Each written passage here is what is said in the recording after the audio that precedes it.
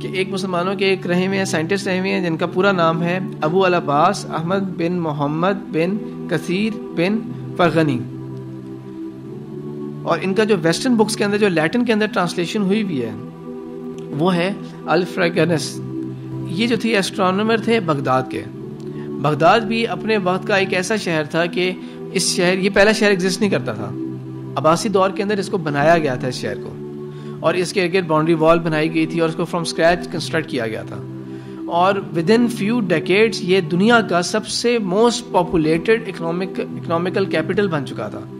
جس طرح جو الفاظ استعمال کر لیے جاتے ہیں نیو یارک کے بارے میں کہ وہ جو ہے دنیا کا فائنینشیل کیپٹل ہے وہ، تو بغداد جو ہے یہ اس دور کا کیپٹل بن گیا تھا. اس قدر یہاں پہ لوگ مائگریٹ کر کے آئے تھے. نیا شہر، بالکل نیا اسکریچ سے بنایا گیا تھا، اور اس کے اندر اس قدر انفلکس ہوا تھا لوگوں کا. ہیوج لائبریریز بنی تھی یہاں پہ، علم کے بہت بڑے بڑے ذخیرے بنے تھے یہاں پہ، بہت بڑے بڑے مدارس بنے تھے، بہت بڑے بڑے یونیورسٹیز بنی تھی، جامعات بنی تھیں.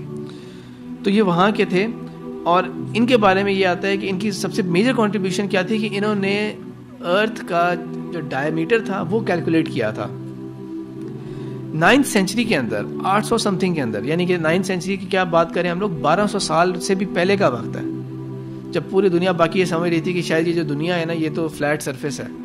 تو اس دور میں مسلمانوں نے جو دنیا ہے اس کا سرکمفرنس کیلکولیٹ کیا تھا، جو کہ اس وقت کیلکولیٹ کیا تھا. اس وقت کلومیٹر کا اسکیل نہیں ہوتا تھا، اس کو آج کل کے حساب سے اگر ہم کنورٹ کریں تو وہ بنتا ہے 40,253.4 کلومیٹرز. اور ماڈرن کیلکولیشن جو اسٹیبلش ہو گئی ہیں کہ ہاں واقعی حقیقت میں کیا ہے وہ ہے 40,075. تو 1200 سال پہلے جو مسلمانوں نے کیلکولیٹ کیا تھا صرف کتنا معمولی سی غلطی کتنی ہوئی تھی 185.4 کلومیٹرز کی، باقی ادروائز بالکل صحیح کیلکولیٹ کیا تھا 1200 سال پہلے.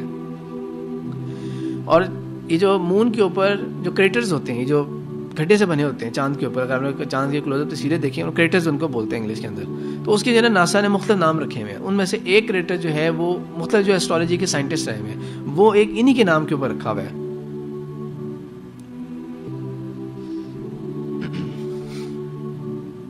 فرغنی نے ایک اور کام بھی کیا تھا کہ جب یہ بعد میں بغداد کے بعد یہ کائرو چلے گئے تھے، تو کائرو کے اندر وہاں پہ مین چیز کیا ہوتی تھی جو فرعون کے دور سے چلی آ رہی تھی اس سے بھی پہلے بھی، اور ورلڈ اولڈ پاپولیشن جتنی بھی ہیں وہ ہمیشہ دریاؤں کے ساتھ ہوتی تھی. ابراہیم علیہ السلام کہاں پیدا ہوئے تھے؟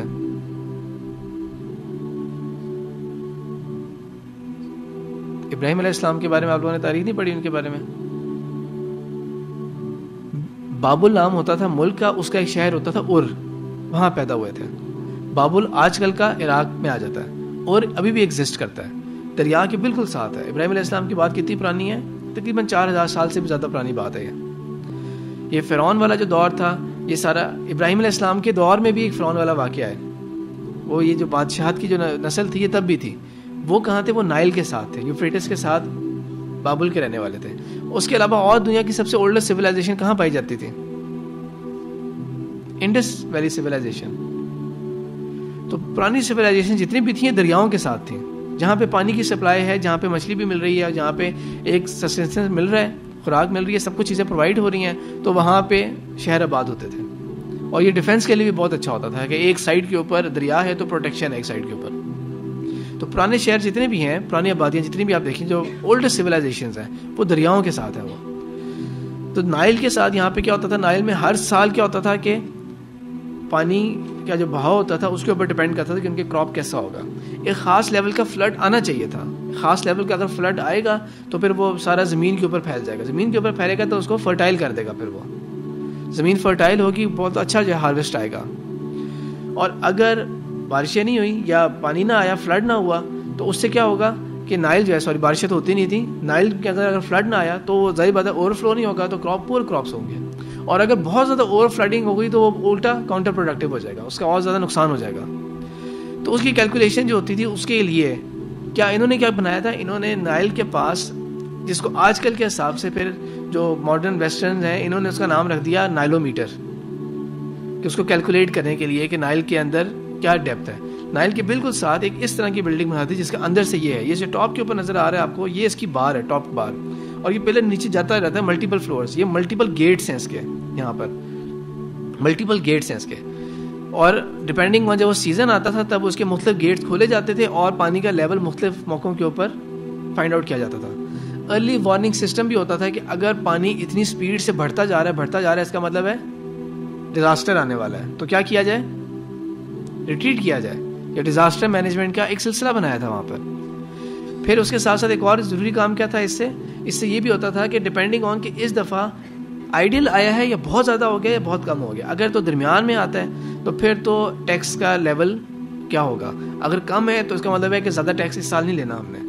اگر بہت زیادہ آ گیا تھا تب بھی لوگوں کا نقصان ہو گیا ہے, پراپرٹی کو بھی نقصان ہو گیا, تب اور کم ٹیکس لینا ہے. تو ٹیکس کیلکولیشن کے لیے بھی یہ چیز بنائی گئی تھی, اور ایسی عمارت بنائی تھی یہ اس زمانے کے اندر کہ وہ ابھی تک جو ہے وہ بالکل سالڈ قائم ہے.